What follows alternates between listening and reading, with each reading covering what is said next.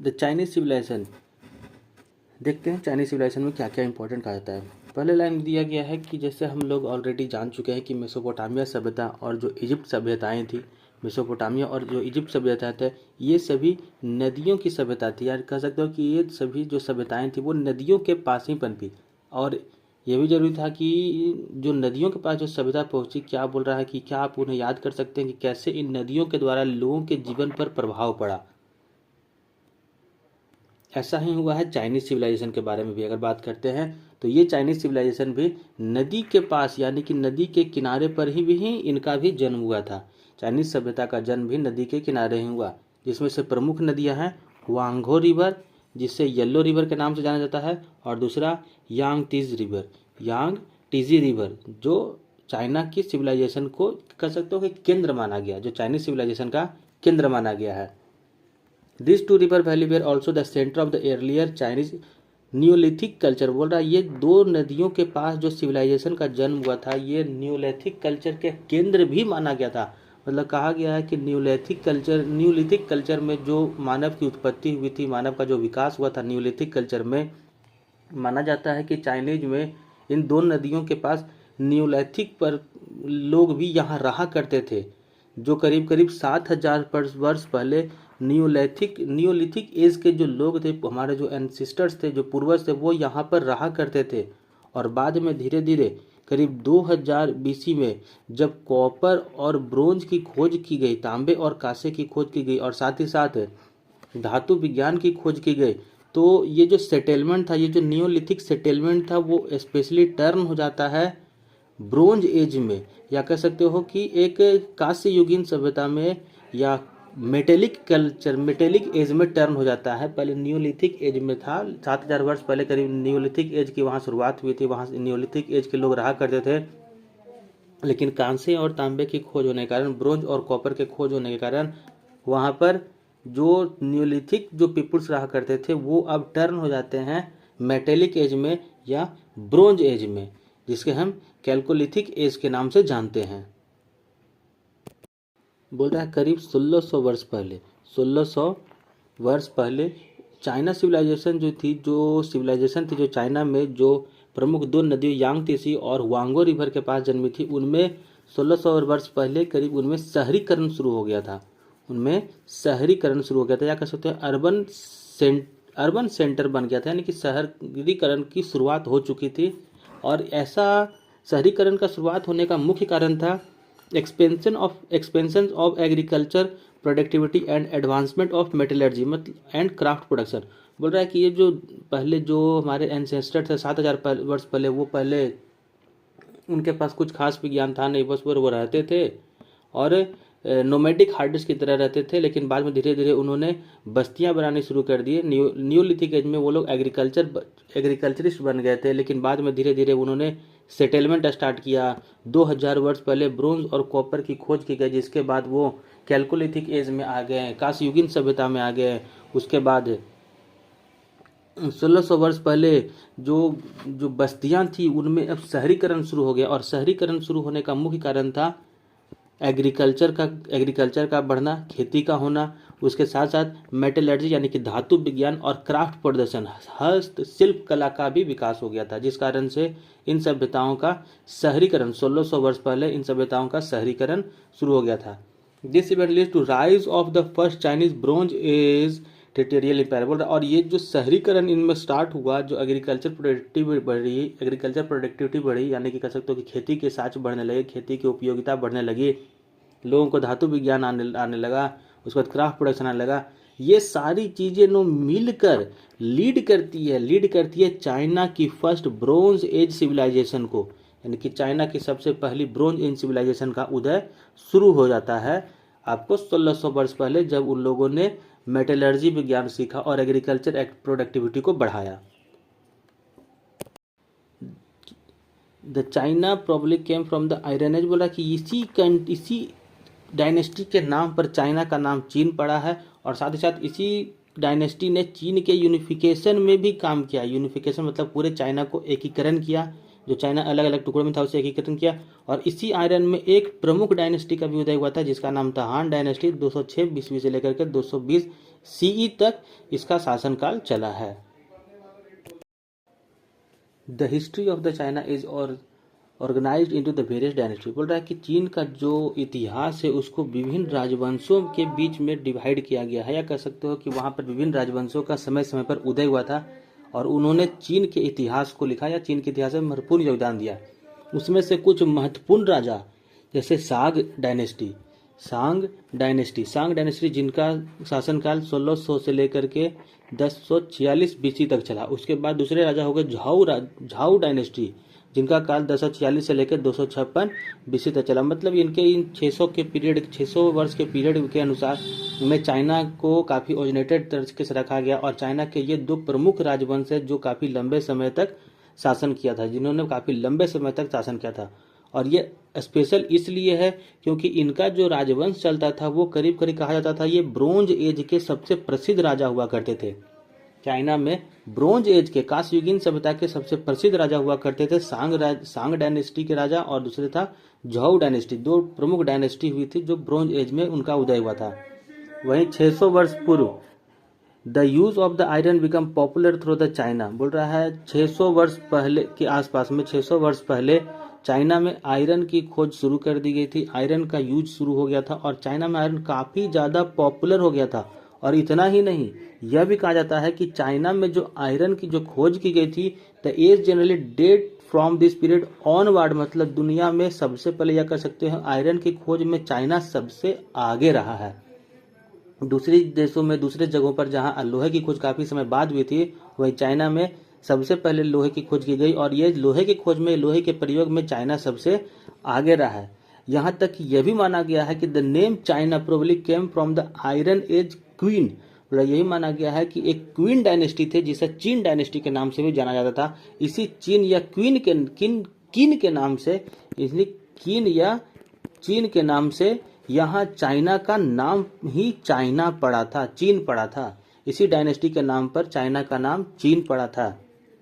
चलिए डायनेस्टी की बात करते हैं तो ये डायनेस्टी के 2100 से लेकर 206 बीसी के आसपास में चली। ज़्यादा लंबा समय तो नहीं था, छोटे से समय में था, लेकिन इन्होंने लोहे की खोज की थी। लोहे की खोज के समय इस डायनेस्टी का ये डायनेस्टी थी, इसलिए इसी डायनेस्टी को प्रमुख माना गया और इसी के नाम पर आयरन के नाम पर चीन इसका नाम रख दिया गया।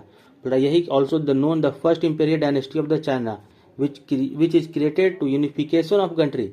बोला ये डायनेस्टी इसलिए इंपॉर्टेंट हुई थी क्योंकि आयरन एज में ये डायनेस्टी आई, किन डायनेस्टी आई, इन्होंने इसी के नाम पर चाइना का नाम रखाया और इसी डायनेस्टी ने यूनिफिकेशन ऑफ चाइना का भी काम किया, यानी कि पूरे चाइना को जो अलग अलग राजवंशों में बटे हुए थे उस पूरे चाइना को एक करने का काम किया।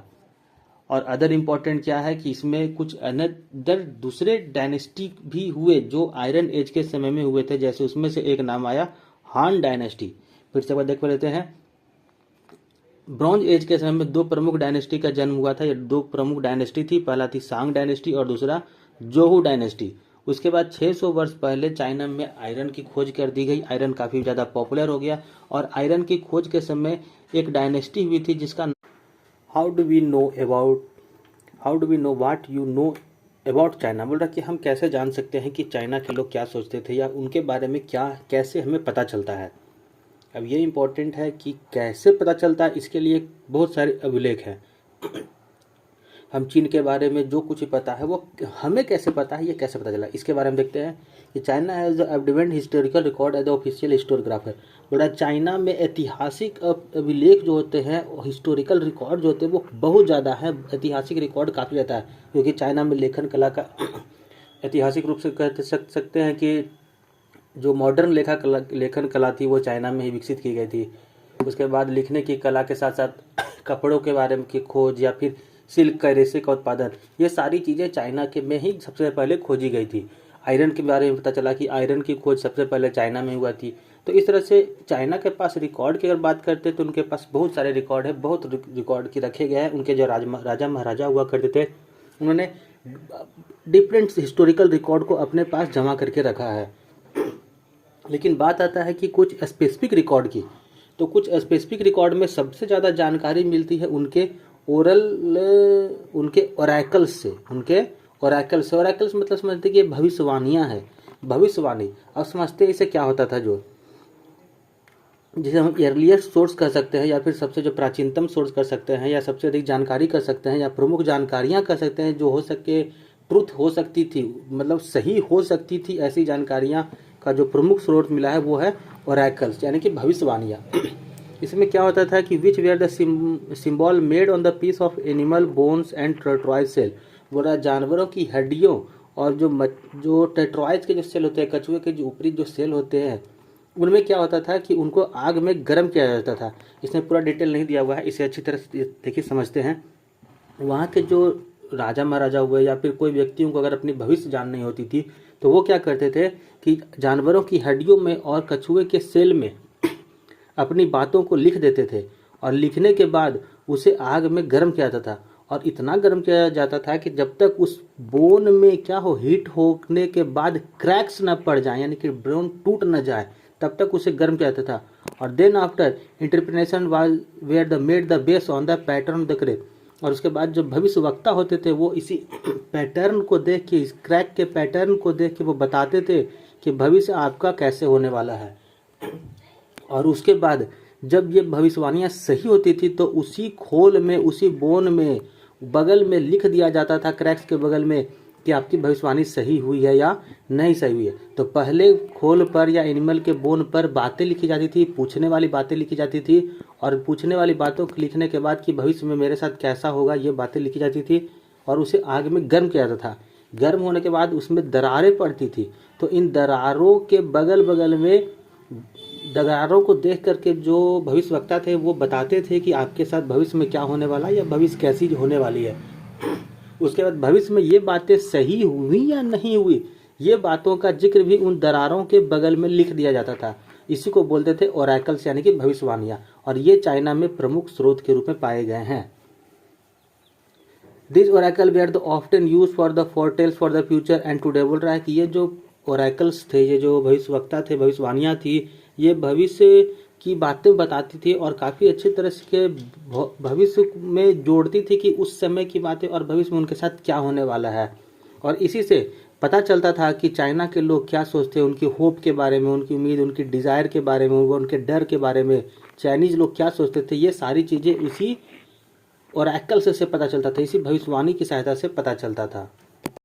देखिए इस पॉइंट में सबसे इम्पोर्टेंट ये दिया गया कि चाइना की स्क्रिप्ट के बारे में अगर बात करते कि चाइना की स्क्रिप्ट कैसी थी, तो उसकी स्क्रिप्ट लोगोग्राफी थी। मतलब किसी वस्तु के स्क्रिप्ट को, किसी वस्तु के आकार को उसके आसान, उसके चित्र में बदल जाता था। मतलब किसी वस्तु, जो मान लीजिए कोई वस्तु है, तो उस वस्तु का कैसा जो लोगो बनेगा उसी तरह से बना दिया जाता था। तो यही उनकी चाइना की स्क्रिप्ट थी। मानव के, बैल के या जानवरों के स्क्रिप्ट उसी प्रकार के मतलब लोगों में बनाई जाती थी, इसीलिए इसके स्क्रिप्ट को लोगोग्राफिक कहा जाता था। Some other craft items unique to the Chinese civilisation, बोला चाइना सिविलाइजेशन में जो क्राफ्ट आइटम थे, या चाइना के लोग जो थे हैंड क्राफ्ट आइटम में काफ़ी ज़्यादा व्यापक तरीके से वो लोग, उनमें विकास हुआ था। वो हाथ से बनाने वाली चीज़ों में वो काफ़ी ज़्यादा डेवलपमेंट आ चुका था। इनमें से कुछ ऑब्जेक्ट थे जो चाइना सिविलाइजेशन में पाए गए थे और वो बिल्कुल यूनिक थे, जैसे जेड ऑब्जेक्ट और फिगरीन्स। बोल रहा ये होता है, ये मूर्तियाँ होती हैं जो किसी वस्तु के आकार की मूर्तियों को बनाया जाता था। ये सब काफ़ी कीमती पत्थर से या धातुओं से बनाई जाती थी। Which were the either the ritual और प्रेस्टीज ऑब्जेक्ट, और ये जो चीज़ें थी ये अनुष्ठान और प्रतिष्ठा की वस्तुएं थी, अनुष्ठान या प्रतिष्ठा की वस्तु थी, जिनका प्रयोग पूजा में या लकी चार्म के रूप में किया जाता था। सामाजिक लेन देन के लिए भी इन मूर्तियों का या इन तरह के जेड ऑब्जेक्ट का प्रयोग किया जाता था। यह मानता रखी थी कि सोशल ट्रांजेक्शन में भी इन जेड ऑब्जेक्ट और फिंगरीज का प्रयोग किया जाता होगा। और ये इम्पॉर्टेंट इसलिए थी कि ये जो जेड ऑब्जेक्ट होते हैं ये वहाँ लोकल चाइना में नहीं मिलते थे, ये बाहर से मंगवाए जाते थे, obtain from the outside China. ये बाहर से आते थे और इन पर कारीगरी करके इन्हें एक तैयार ऑब्जेक्ट में बदला जाता था, और ये काफ़ी इम्पोर्टेंट थी, ये काफ़ी महंगी बिकती थी। Marbles was also curved into the ornament in the form of birds and animals, यहाँ तक कि मार्बल्स को मार्बल्स को संगमरमर को भी ये पक्षियों के आकार में या जानवरों के आकार में, ड्रैगन्स के आकार में, उन मार्बल्स को वो काटने की कला तक वो लोग जान गए थे। उनमें शिल्प कला का काफ़ी अच्छा विकास हुआ था। वे मार्बल्स को पक्षियों के आकार में, जानवरों के आकार में काटते थे और साथ ही साथ जो लकड़ी के जो पिलर होते हैं, लकड़ी को वो पिलर के रूप में प्रयोग करते थे, लकड़ियों का वुडन पिलर के रूप में प्रयोग करते थे, आधार स्तंभ के रूप में प्रयोग करते थे। इतना ही नहीं, चाइनीज जो थे वो मास्टर्स हो गए थे ब्रोंज मेटलर्जी में, यानी कि कांस्य की बनी चीज़ों में, कांस्य की बनी वस्तुओं में उन्होंने काफ़ी महारत हासिल कर ली थी, मास्टर्स हो चुके थे। और उन्होंने कांस्य से, ब्रोंज से, तांबे से वेपन बनाना सीख लिया था, टूल्स बनाना सीख लिया था और एलेबरेट द रिचुअल्स वेसल्स, मतलब अलंकृत करके किसी वस्तुओं को बनाना सीख लिया था जिसमें बहुत अच्छी अच्छी नक्काशियाँ की जाती थी। इस फिगर में, इस पेज के ऊपर जो पेज है उसमें आप लोग देखेंगे कि कुछ वस्तुएं बनाई गई हैं जो जेड पेंडेंट की बनी हुई हैं और कॉपर का एक प्लेट बनाया गया जिसमें बहुत अच्छी तरह से उसमें नक्काशी की गई है। अब थोड़ी सी बात करते हैं ग्रेट वॉल ऑफ चाइना की। जो great wall of the China है उसका निर्माण करीब 2000 वर्ष पहले पूर्व शुरू हुआ था और ये 680 ईस्वी पूर्व झोऊ और अन्य राजवंशों के द्वारा, झोऊ राजवंश के द्वारा, ये झोऊ और अन्य राजवंशों के द्वारा 680 ईस्वी पूर्व में इसको काफ़ी व्यापक पैमाने से बनाया गया था। मतलब कह सकते हो कि इसमें बनाने में काफ़ी तेज़ी की गई थी, इसके निर्माण में काफ़ी ज़्यादा विशेष ध्यान दिया गया था और इसको बनाने का प्रमुख कारण था to avoid raid of the nomadic tribals. China के जो लोग थे, चाइना के जो सेंटर पार्ट में जो राजाएं रहते थे, उनके लिए सबसे बड़ी प्रॉब्लम थी नोमैडिक ट्रिबल्स का उन पर लगातार हमला करना। बार बार अगल बगल के खानाबदोश जनजाति जो लोग थे वो बार बार चाइना के सेंटर पार्ट पर हमला करते थे, लोगों को मारते और लूटपाट करते थे और चाइना के लोगों इससे परेशान हो करके उसने बचने के लिए उन्होंने चाइना की दीवार को बनाना शुरू किया और ये एक अलग अलग भागों में बना। लेकिन बाद में धीरे धीरे इसे थोड़ा इस पर ज़्यादा विशेष ध्यान दिया गया, इफेक्टिव डिफेंस मैकेनिज्म को बनाया गया और विशेष तरह से ध्यान दिया गया और लास्ट में जो अलग अलग जगहों पर जो बनाया गया था उन सभी को एक दूसरे से कनेक्ट कर दिया गया, जोड़ कर दिया गया और एक चाइना की पूरी संपूर्ण दीवार बन गई जो चारों ओर चाइना की तरफ फैल गई थी। उसके बाद इसका जो एक्सपेंशन की बात करते हैं तो इसका एक्सपेंशन करीब 17वीं शताब्दी तक इसमें विस्तार हुआ और इनकी मरम्मत वगैरह लगातार 17वीं शताब्दी तक होती रही। सिल्क रूट बात करते हैं, आखिर ये सिल्क रूट का नाम सिल्क क्यों पड़ा? इसके पीछे भी चाइना का ही सबसे बड़ा हाथ रहा। बोल रहा कि चाइना में सिल्क का जो खोज किए गए थे वो करीब 4000 से 300 वर्ष पहले हो चुका था, 4000 से 3000 वर्ष पहले हो चुका था और ये काफ़ी लंबे समय तक चाइना ने इसे अपने देश में रखा, छुपा करके रखा। इसके बारे में लोगों को जानकारी ज़्यादा अन्य देशों के बारे में जानकारी नहीं थी और ये नियोलिथिक पीरियड के लोग ही चाइना में सिल्क का प्रोडक्शन करना शुरू कर चुके थे। नियोलिथिक एज में ही चाइना में सिल्क प्रोडक्शन शुरू हो चुका था। लेकिन करीब 2nd सेंचुरी के आसपास की अगर बात करते हैं तो 2nd सेंचुरी के आसपास में जो सिल्क का जो प्रोडक्शन जो लोग होता था उसे बड़े व्यापक तरीके से किया गया और इतना ही नहीं, हान डेंसिटी ने इस सिल्क को पूरे दुनिया में फेमस कर दिया। मतलब कि पूरे दुनिया में सिल्क का प्रचार हो गया, पूरे दुनिया में सिल्क का व्यापार होना शुरू हो गया और ये व्यापार सिर्फ छोटे मोटे व्यापार नहीं थे बल्कि इन सिल्क का व्यापार इतनी तेजी से बढ़ा कि ये जिस रास्ते से चाइना से यूरोप में जाते थे उस पूरे रास्ते का नाम ही सिल्क रूट कर दिया गया। अब देखते हैं चीन के जातीय व्यवस्था की। बोला चीन में कांस्य युगीन सभ्यता के समय यानी कि ब्रोंज एज का जब समय था, चीन में जब ब्रोंज एज का जब समय था उसी टाइम में उनकी जो सोसाइटी थी, उनकी जो समाज था वो स्टेरिफाइड हो चुका था, मतलब स्तरीयकृत हो चुका था। उनके समाज में जाति प्रथा या रूलिंग क्लास का जो कह सकते हो कि जो अलग अलग जातियों का निर्माण हो चुका था, जिसमें सबसे ऊपर रूलिंग क्लास के लोग रहा करते थे जिसे हम शासक वर्ग कह सकते हैं, राजा या महाराजा। उसके बाद नोबल्स रहा करते थे और देन आफ्टर एरिस्टोक्रेट्स हुआ करते थे। ये सभी लोग जो थे, शासक लोग, नोबल्स और एरिस्टोक्रेट, ये सबसे ऊपर हुआ करते थे और इसमें रूलिंग जो क्लास थी वो सबसे ऊपरी हायर क्लास में इनकी गिनती होती थी। उसके बाद फार्मर और लेबर का नाम आता था, यानी कि जाति के वर्ण में सबसे ऊपर रूलिंग क्लास, उसी में रूलिंग क्लास सबसे ऊपर, उस पर नोबल और एरिस्टोक्रेसी लोग रहा करते थे। एरिस्टोक्रेसी का मतलब समझ सकते हो कि अभिजात वर्ग जो राजा के समकक्ष हुआ करते थे और नोबल के समकक्ष हुआ करते थे। और बाद में उनके बाद होते थे फार्मर, लेबर। ये सभी लोग एक क्रमबद्ध तरीके से इनमें जातियों का विकास शुरू हुआ था। और माना जाता है कि चीन में सामाजिक या जातिवाद का निर्माण भी सबसे पहले ही किया गया था। उसके बाद अगर चीन के सामाजिक की बात करते हैं तो इनके जो क्रम था वो पदानुक्रम रह सकते थे, जिसको हेरिसियंचल कहा जाता था स्ट्रक्चर पर। मतलब कि अगर कह सकते हैं राजा का बेटा राजा बनेगा, उस तरह की सभ्यता यहाँ चीन में विकसित हो गई थी।